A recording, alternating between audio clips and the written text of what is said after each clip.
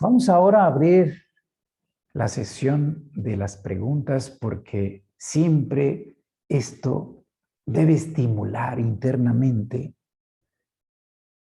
porque uno quiere saber y a veces surgen más preguntas que respuestas. Y es bueno, quiere decir entonces que hizo efecto en el alma. Así que, por favor. Solo en el plano humano hay polaridad. ¿Cuál sería lo correspondiente en el plano divino? En el plano humano, claramente manifestado entre hombres y mujeres en el cuerpo físico, existe esta polaridad, que además se manifiesta en los espermatozoides, en los óvulos y en las hormonas que manifiestan cada polaridad.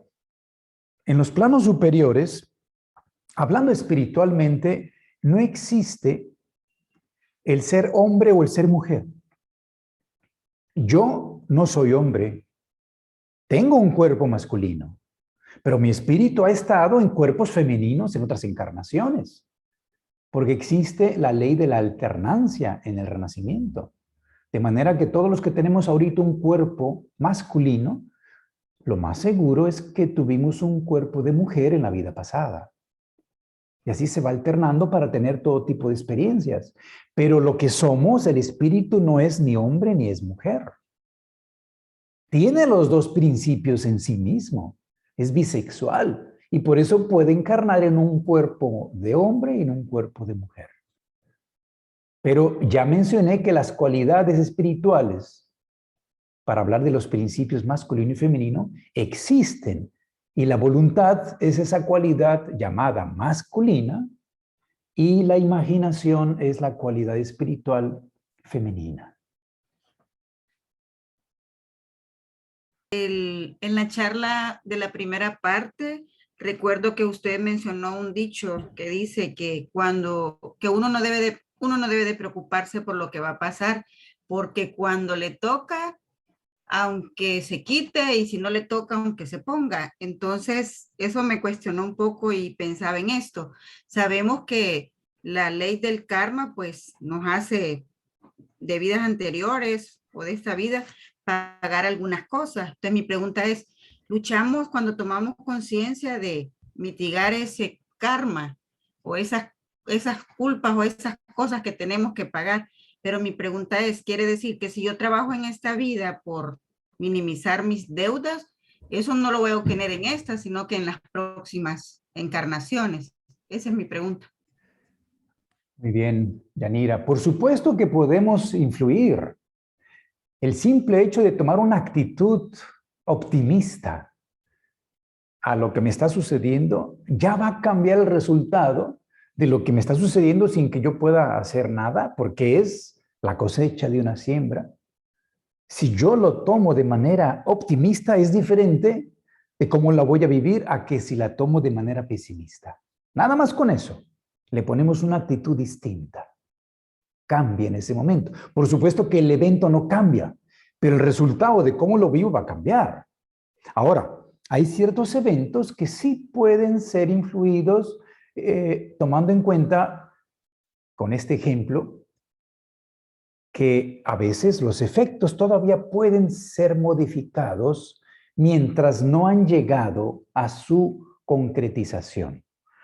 Y entonces tenemos una mesa de billar donde nosotros con el taco pegamos una de las bolas. Esta va a ir exactamente por ley física en la dirección que se determinó por el golpe que tiene cierta fuerza en cierta dirección. Esto es inevitable, es la ley física. Pero si yo antes de que la bola llegue a tocar el borde o llegue al agujero o llegue a tocar otras bolas de la mesa del billar, si yo antes le pongo otra pelota en movimiento, le pego otra bola y le toca, va a cambiar su dirección. Esto es posible en un ejemplo de la vida cotidiana si hicimos sufrir a alguien, conscientemente o inconscientemente. Si nosotros reconocemos eso, nos damos cuenta que nos equivocamos. podemos ir con la persona y decimos, perdón, yo no quise esto, estaba enojado. Y además, hacemos todo lo posible por ayudar. Esto está influyendo para cómo va a llegar el efecto de lo que yo causé. Porque ya incluso estoy haciendo algo en ese momento para rehacer el mal. De tal manera que si el efecto no ha llegado y está en proceso, podemos influir haciendo buenas acciones. Por eso aquí se dice que lo mejor, como no sabemos qué costal traemos cada quien de culpas y deudas, lo mejor en la vida es servir. Lo mejor que podamos a la vida, servir al mundo. No importa cómo nos lo reciba, porque podemos decir, mira, yo que ayudé a esta persona y mira cómo me pagó.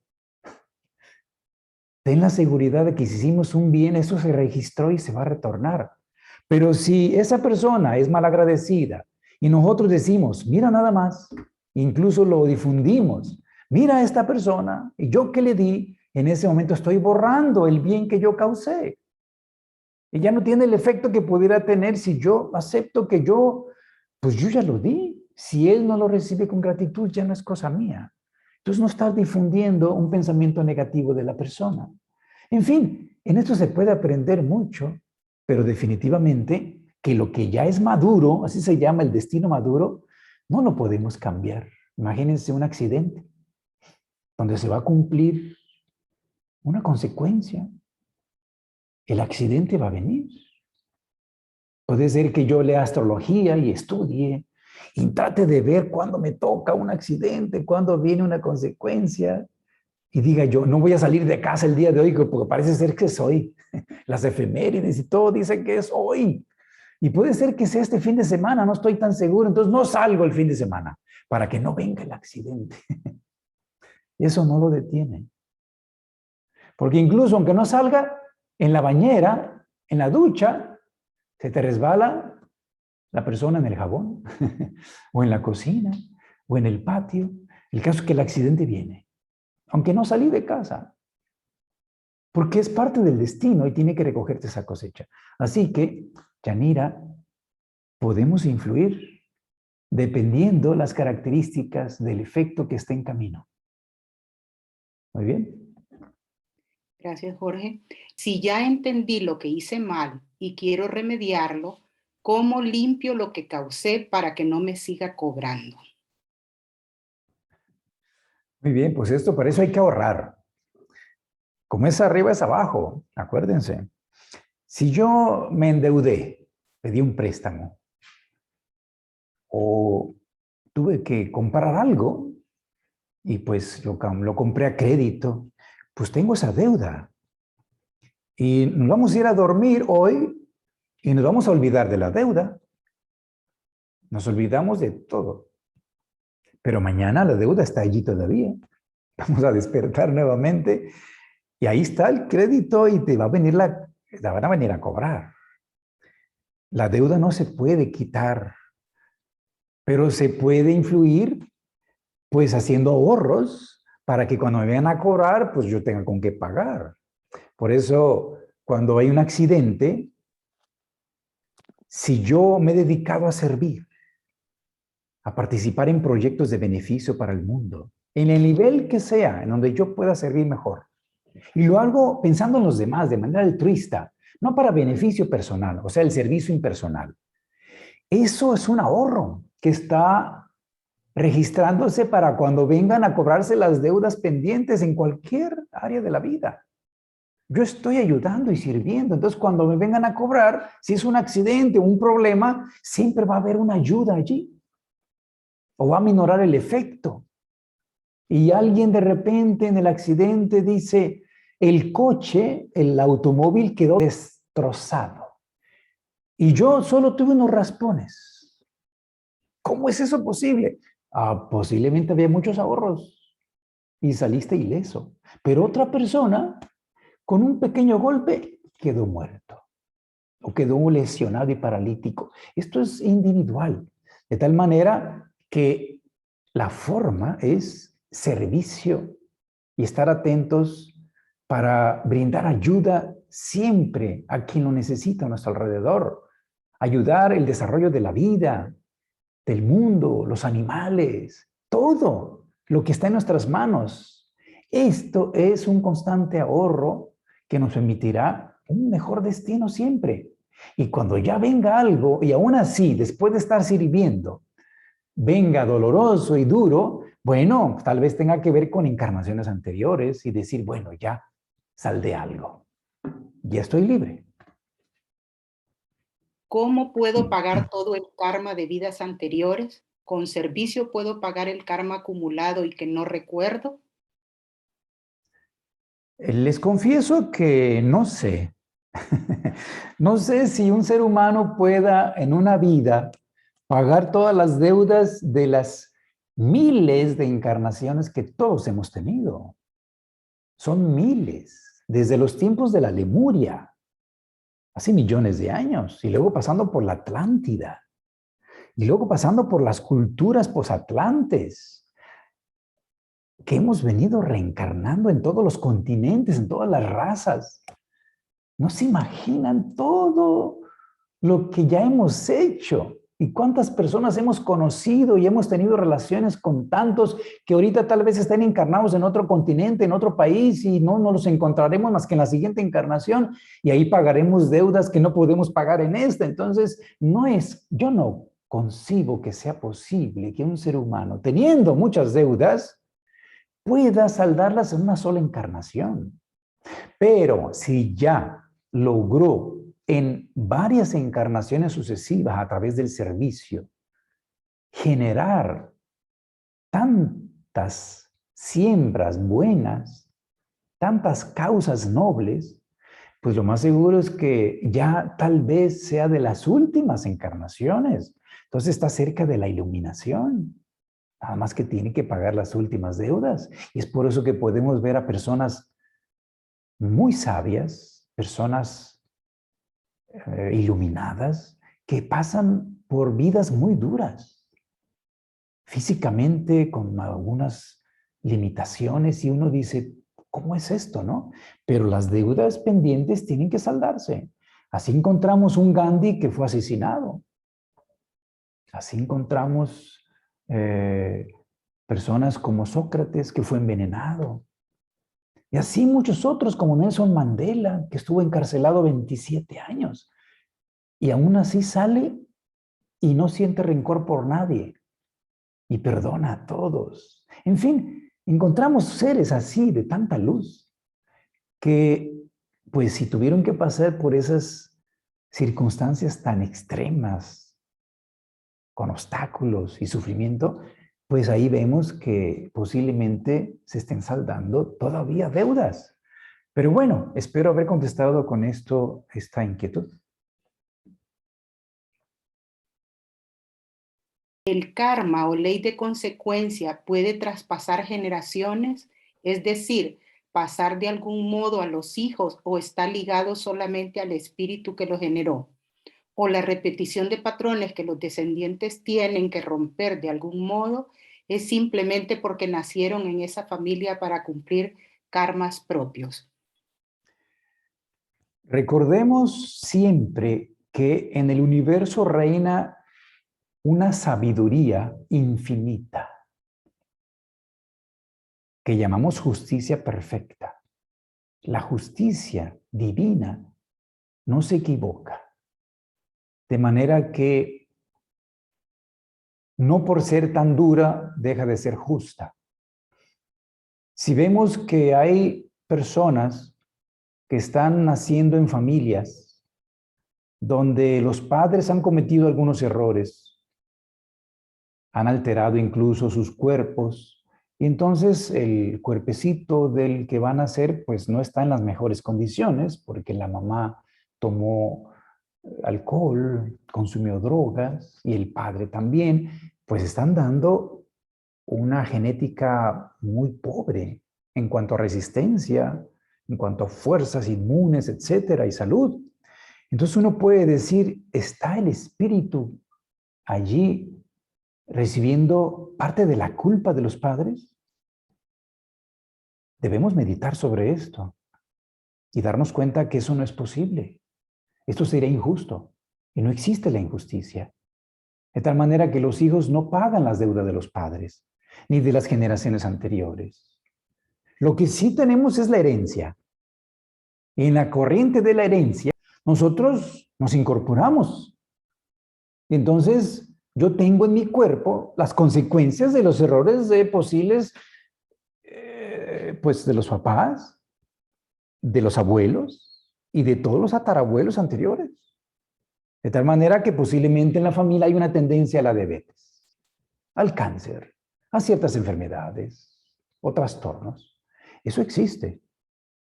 Eso es solo del cuerpo. Pero el espíritu que está tomando ese cuerpo, le toca por justicia nacer en esa corriente hereditaria. Porque tiene la necesidad de recibir ciertas lecciones que van a compensar ciertas deudas. Si un ser humano ha abusado de la comida, de la glotonería, pues es natural. Somos seres humanos, nos gusta comer, ¿a quién no? Y así lo hemos hecho en encarnaciones pasadas. Acuérdense de los romanos. La gula era algo común. De tal manera que el espíritu, para poder aprender las consecuencias de esto, pues posiblemente nazca en una familia que ya tiene arrastrando algunos trastornos o alteraciones que implican asuntos relacionados con la alimentación, para que él sea forzado, el espíritu, a disciplinarse, a ser consciente de lo que come, cuánto come, cómo lo come, etcétera, y aprenda. ¿Por qué? Porque tiene ciertas tendencias, ciertas debilidades digestivas del estómago, etcétera. Y puede decir por desconocimiento, ¿yo qué culpa tengo de haber nacido con tanta debilidad digestiva? Es cosa de mis papás, cosa de mis abuelos. No, el espíritu es responsable. Y es por eso que se explica que esto que se menciona, de que pudieran ser que a través de generaciones se transfieran culpas y deudas, no existen estas culpas. Es individual y la sabiduría del renacimiento nos hace llegar a la familia más adecuada para cosechar lo que tenemos que cosechar. Solamente recordar que en el Cábala se habla de las dos columnas, de la columna de la justicia que se ha hablado mucho y de la misericordia, ¿dónde está? Sin embargo, mi pregunta más bien está enfocada al principio de vibración. Que me explique un poquito usted, si es posible, acerca de qué tanta influencia tiene este principio en la física cuántica y en la epigenética, así como en la energía, que está como, siento como que está muy relacionado. Muy bien. En la vida se manifiesta esto de los dos principios, la columna del rigor, de la justicia a través de las leyes, y la columna de la misericordia a través del amor y el perdón. La vida manifiesta siempre estas dos posibilidades. Las consecuencias de mis acciones van a retornar siempre. Eso es el rigor, eso es la justicia. Pero siempre se me va a dar la oportunidad, siempre, de mejorar, de hacerlo diferente, de cambiarlo. Siempre. Y la vida nos presenta también, al mismo tiempo que es parte del rigor y la consecuencia, las consecuencias de las cosas buenas que yo he hecho, porque todos los seres humanos tenemos también un cúmulo de buenas obras que vienen cuando se nos cobra por rigor lo que en nuestros errores. Entonces también vienen personas que nos ayudan y asisten, de tal manera que siempre están presentes la misericordia y la bondad, el rigor y la justicia. Y por supuesto que hay que estar atentos para que nuestra vida tenga equilibrio, porque esto es el corazón y la cabeza, ¿no?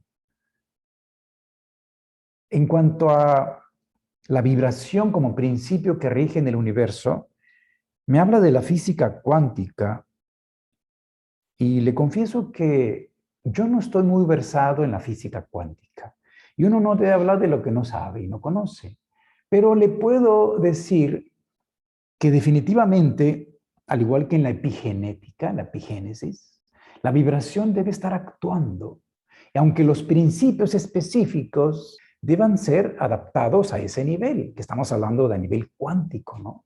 Pero la epigénesis es un concepto muy importante porque así como tenemos nosotros un proceso de involución del espíritu en la materia para hacernos conscientes, bajando desde lo más elevado del mundo espiritual, pasando por el mundo mental, el mundo astral, hasta bajar al mundo físico, el espíritu ha venido involucionando, pero al mismo tiempo ha evolucionado la forma que va adquiriendo, teniendo un vehículo mental, un vehículo astral, un vehículo etérico y un cuerpo físico.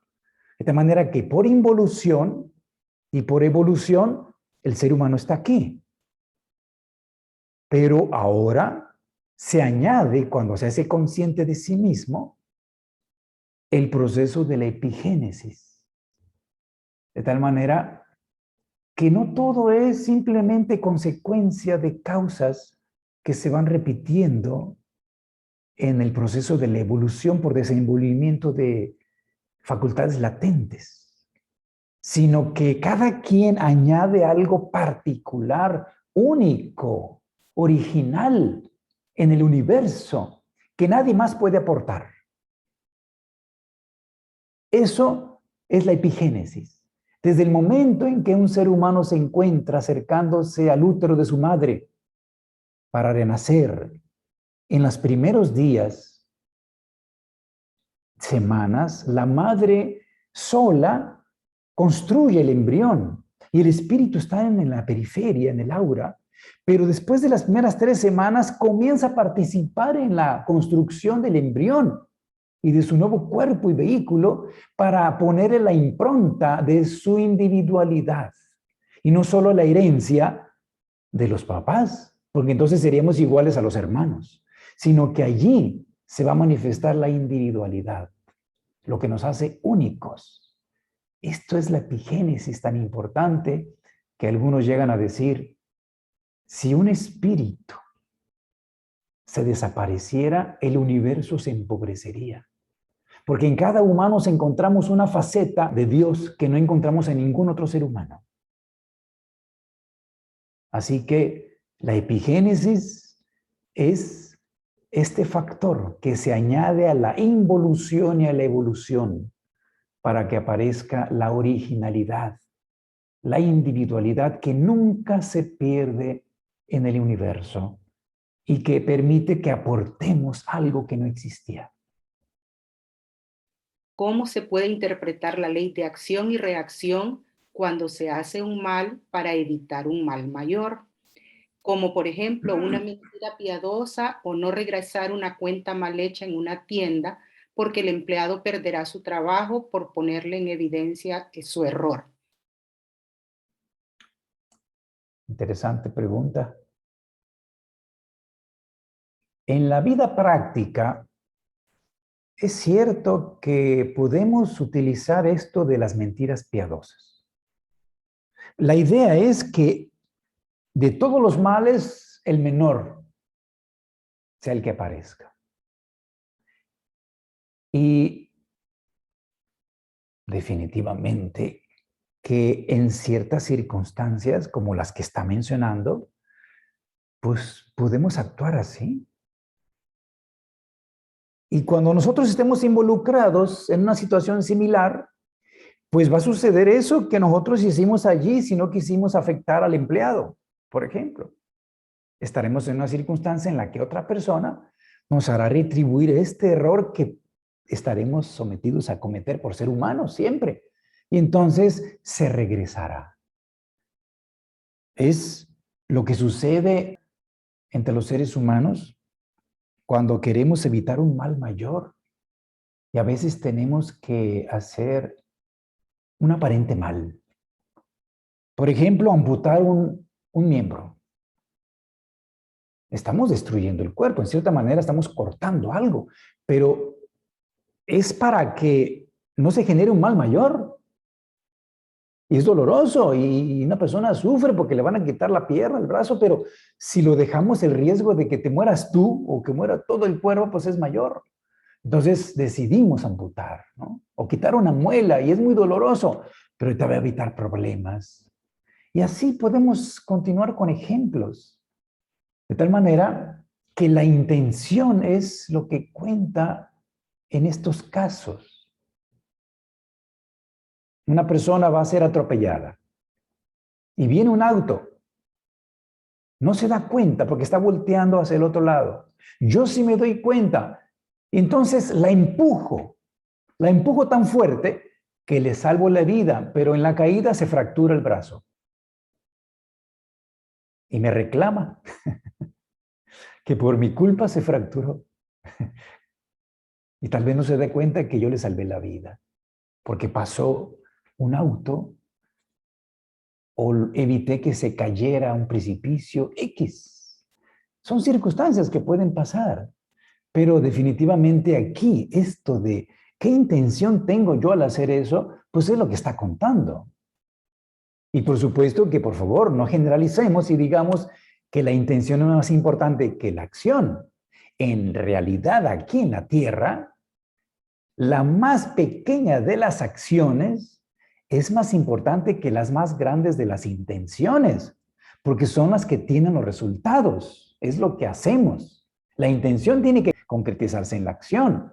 Así que por más grande que sea la intención, si no se llega a realizar, no tiene importancia. Es la acción la que le da la importancia. De tal manera que, como dijo también el maestro José Marcelli, y ya otros autores lo han dicho, el camino que lleva al cielo es diferente al que lleva al infierno. El que lleva al infierno está empedrado de buenas intenciones. El camino que lleva al cielo está pavimentado de hechos bien hechos. ¿Cómo podemos subir la frecuencia vibracional? La vibración se manifiesta en nuestro pensamiento, en nuestra manera de hablar, en nuestros sentimientos y en nuestras acciones. Si yo necesito o quiero aumentar la frecuencia, quiere decir que la quiero elevar. Y entonces revisen lo que está pensando, lo que está sintiendo y lo que está haciendo. Y vea si puede hacerlo mejor, si puede sentir algo más elevado y noble o puede pensar algo más luminoso y constructivo. Y entonces está aumentando la frecuencia vibratoria de lo que hace, lo que siente y lo que piensa. ¿Cómo podemos apoyar para, pues, como dice aquí el doctor, hacer ahorro para disminuir un poco el karma que traemos de otras vidas pasadas, tal vez? Muy bien. María. Todos tenemos pendientes, si no, no hubiéramos reencarnado. Todos tenemos deudas en este planeta. ¿Cómo nos damos cuenta? Cuando nosotros tenemos una dificultad, la vida nos lo va a presentar siempre porque venimos a esta tierra a tener experiencias y a desarrollar la voluntad. De tal manera que nosotros debemos esforzarnos por mejorar nuestras condiciones de vida, siempre. Todo es parte del destino. El haber nacido en una familia con recursos bajos económicos es parte del karma. El haber nacido en una familia ostentosa, que tiene todo para tener las mejores opciones materiales, es parte del destino, por cosechas y por siembras previas. De tal manera que debemos esforzarnos por sembrar, por mejorar, por servir. De tal manera que si nos damos cuenta que aún esforzándonos todos los días, no hemos podido cambiar algo, quiere decir que es un karma que tengo que vivir. Pero nunca sabremos cuánto tiempo hasta que no nos esforcemos totalmente.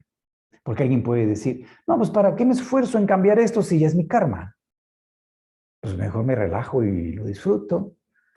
No.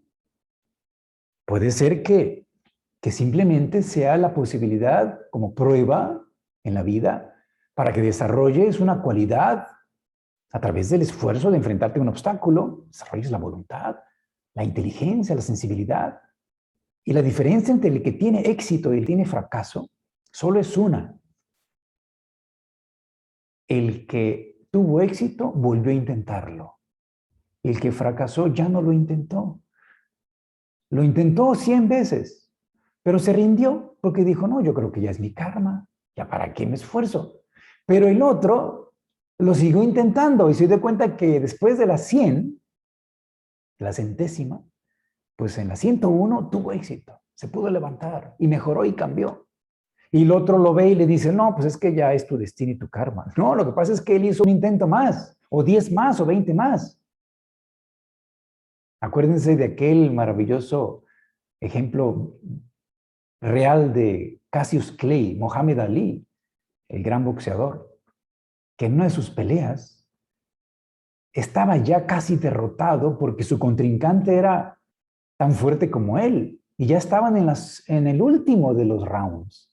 Y él, tan agotado y golpeado como también su contrincante, en la esquina le dijo a su manager, a su entrenador, ya no puedo, termina la pelea, me rindo. Y el manager le dijo, muy bien, solo te pido una cosa, haz una sola cosa.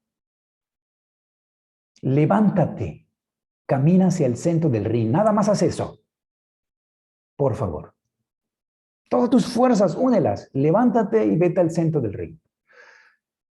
Ok, entonces lo motivó. Él se levantó con mucha dificultad cuando sonó la campana.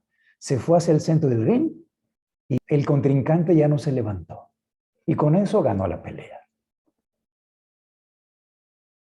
Él hubiera dicho, no, pues es mi karma, ya perdí. No. Entonces a su pregunta, esforcémonos siempre, porque puede ser que ya la siguiente vez ya nos levantemos, ya logremos el resultado. Y entonces podamos decir, nada, qué karma ni qué karma. No, pues es que yo nací aquí entre el basurero, entonces Dios quiso y es el karma, aquí me quedo. Nada. Debemos de luchar, porque es eso como una prueba que siempre se presenta para desarrollarnos. Así que, adelante. También me refería si, por ejemplo, en la carta natal podemos darnos cuenta de ese karma que traemos o esa misión que traemos que cumplir en esta vida. Por supuesto, pero tendrá que conseguirse un buen astrólogo o estudiar usted astrología. Alguien que realmente entienda y sepa interpretar el horóscopo puede ver los aspectos kármicos que están por vivirse. Esto es de mucho cuidado porque tiene que ser alguien de mucha confianza. Pero definitivamente allí pueden verse lo que puede presentarse en el destino de cada ser humano. Pero hay que estudiar muy profundamente esa ciencia, la astrología.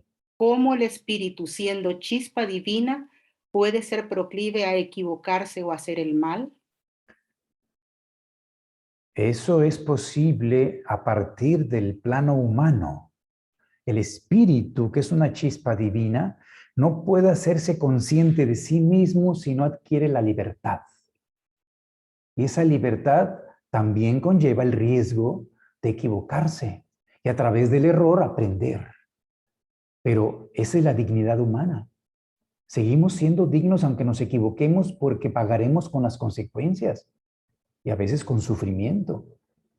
Pero la tendencia al error y a la maldad es parte de la libertad para que pueda nacer una bondad mayor y el amor consciente en la humanidad.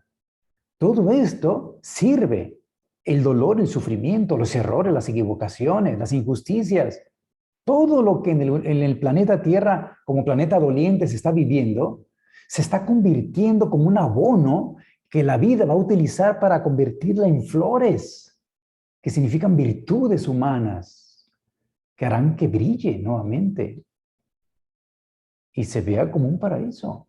Así como vemos que hay basura en la naturaleza, toda la convierte en bellísimas manifestaciones de plantas con sus flores y aromas y frutos.